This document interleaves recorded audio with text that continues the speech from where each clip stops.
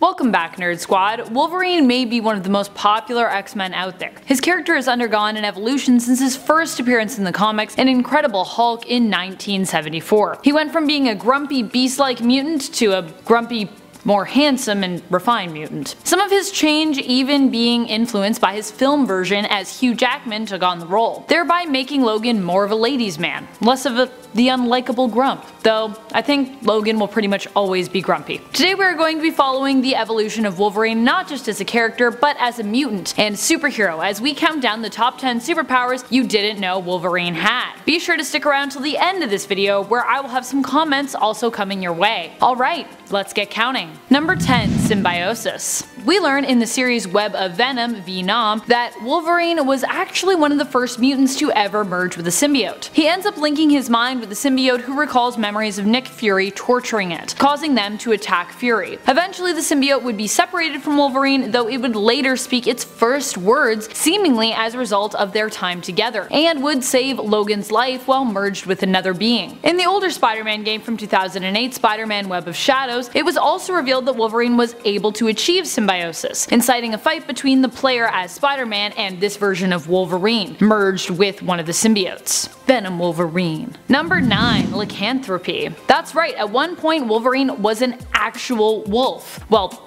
a werewolf. He was transformed by a woman named Nyssa, who saw in him her soulmate and wanted to turn him so that he would always be with her. Logan had all kinds of interesting and conflicting feelings for her, as he was with Mariko at the time, but still found himself attracted to Nyssa, who appealed more to his animalistic side. Nyssa bit him and Logan found himself joining the pack, which was led by her brother, Malik the Alpha. This version of Logan literally caused him to transform into a wolf, which he described as like being in a state where you could see yourself but were unable to control yourself, sort of like watching TV. Fortunately or unfortunately, depending on your thoughts on Wolverine, his healing factor eventually healed him of his lycanthropy. Number 8. Memory suppression. If you know Wolverine's history, you're probably astonished to discover just how much he seems to have survived. He's been tortured countless times, suffered an insane amount of loss, and almost every event from his backstory is filled with a dramatic amount of tragedy. Yet he manages to persevere. Sure, human minds are capable of dealing with great amounts of mental trauma and stress, but the amount of sorrow and loss that Wolverine is forced to deal with is definitely on a super level. How does he stay sane? His healing factor. Yep, in the comics, this is why he also suffers from memory loss. His healing factor causes mental scar tissue to literally cover up painful memories by building up around his trauma center in his brain. This is even referred to in the X-Men film Days of Future Past, which swapped out Wolverine for Kitty Pryde when it came to who would be doing the time traveling, using the mental capacity of his healing factor as the excuse for why Wolverine would be sent back, as time travel is apparently very hard on your mind. In the comics, we discover that this is also why Logan does not remember his life as James Howlett, or his childhood friend, which he accidentally killed, Rose. Number 7. Vampirism. Wolverine becomes transformed by the vampire army after being bitten.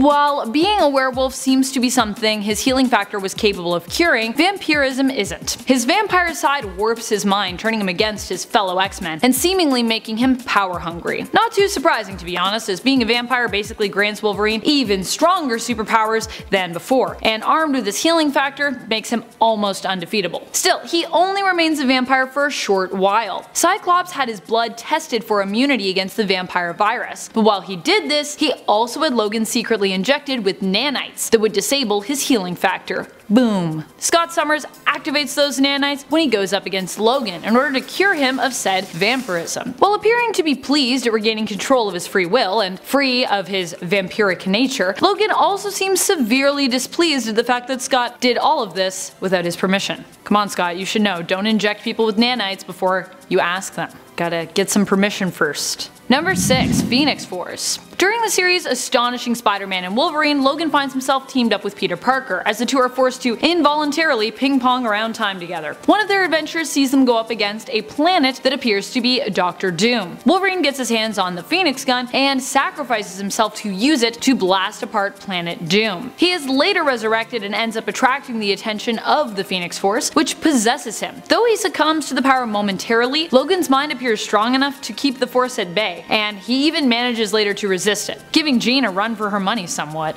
Like geez, apparently it's that easy to just be like, no, not today Phoenix Force. but only if you're Wolverine. You have like a scar tissue brain. It's actually surprising that his brain isn't huge when you think about it, with all that scar tissue. Number 5. Lie detection. The combination of Logan's heightened senses allow him to operate as a fantastic lie detector. He is able to recognize superheroes' secret identities by matching their scent, no matter how much Peter Parker wants to try and insist that Logan has it all wrong. Peter Parker's like, no, I'm not Spider-Man, oh no. And he can also detect the slightest changes in someone when they are sharing information. A change in heartbeat, tone of voice, or the fact that you could start to slightly sweat could be picked up by Wolverine and help him determine if you were lying or not. Probably another reason he is considered an expert spy. In other words, when confronted by Logan, you probably just want to be honest with him, lest you risk him going into a rage as a result of your perceived dishonesty. Ugh. Number 4. Hot claws. Sounds so ridiculous when I say it like that. After being resurrected, Logan found that he had access to a new ability as a result of going into his berserker rage. When Logan goes berserk, he becomes more animalistic and impulsive, less in control of himself and his emotions. This can be seen in the comics when Wolverine feels an intense sense of betrayal or loss, which sometimes sets him off into a rage. Think of the Barbarian class in Dungeons & Dragons, sorta like that. When he was resurrected, he found that going berserk would also cause his claws to go hot. They have been revealed to be hot enough to light fuel in the comics, and I imagine would be like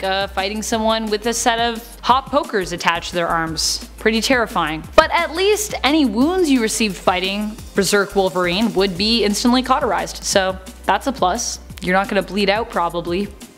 Still don't want to fight Berserk Wolverine, that seems crazy. Don't do it.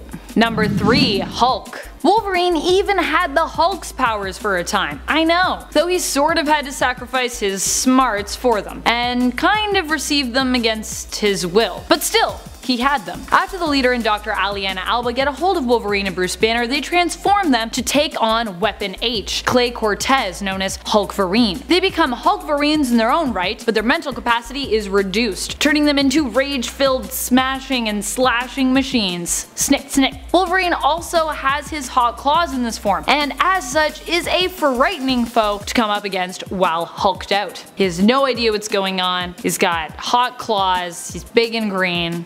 Scary. Number 2. Feral state. The 90s was an admittedly weird time for the comics. It was during this time we were introduced to a side of Wolverine that we had not seen yet, and it was revealed that his claws were in fact simply made out of bone. We learned this after Magneto stripped his skeleton of adamantium. This also triggered a mutation in Wolverine wherein he began to resort to a more feral and bestial state as time progressed, even losing the appearance of his nose in some panels, looking more like the animal he gets his codename from, a Wolverine. He would eventually regain his adamantium skeleton and return to the Wolverine we knew before. Not necessarily calm, but more logical than that of his feral state self. It would appear that this ability was only accessible when the adamantium is removed from his skeleton, and yet we also see Logan as James when his claws are merely bone, and yet this doesn't seem to be as great of an issue. In other words, this seemed to be a power state that writers would rather we forget about.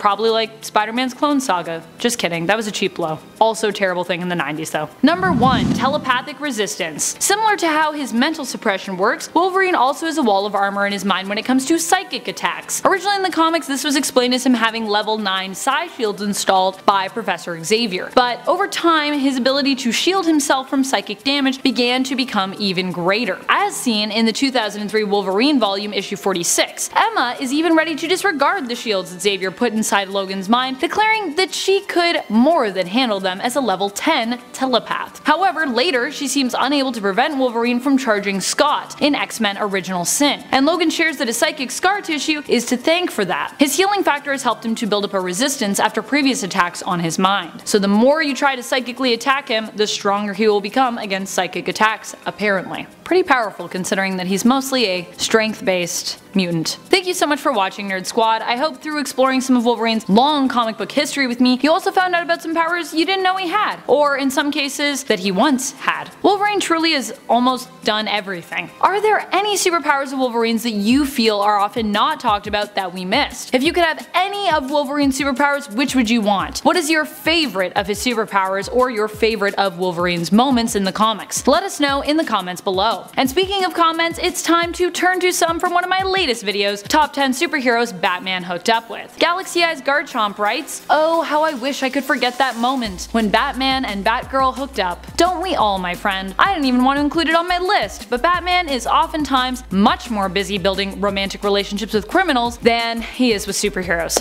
unfortunately. Even him and Batwoman actually seems pretty odd to me. Ignoring her later retcon as his cousin, in her original form it would be kinda like hooking up with yourself, but as a different gender, with the way that they originally wrote her." JCB84 comments, "Zatanna has an on-again/off-again relationship with John Constantine. I think she can handle one with Batman when it comes to darkness." Right? That's what I was thinking when Batman rejected her, saying that he wanted to like protect her. Like, dude, Zatanna can handle herself. As her good friend, you should know that. Maybe one day in Rebirth they'll finally end up together. I think they would be some kind of power couple, let me tell you that. And that's all the time we have for comments today. Want a chance to have your comment featured in a future video? Then be sure to comment below with some of your thoughts on this list. And thank you all for the previous kind words comparing my look as Ruby Roundhouse to that of Karen Gillian. I think Karen is beautiful inside and out, so that really made my day. A reminder as well to be sure to like this video and subscribe, and ring our bell if you haven't already. This has been Top 10 Nerded. I'm your host Amanda McKnight, reminding you as always to stay nerdy, YouTube.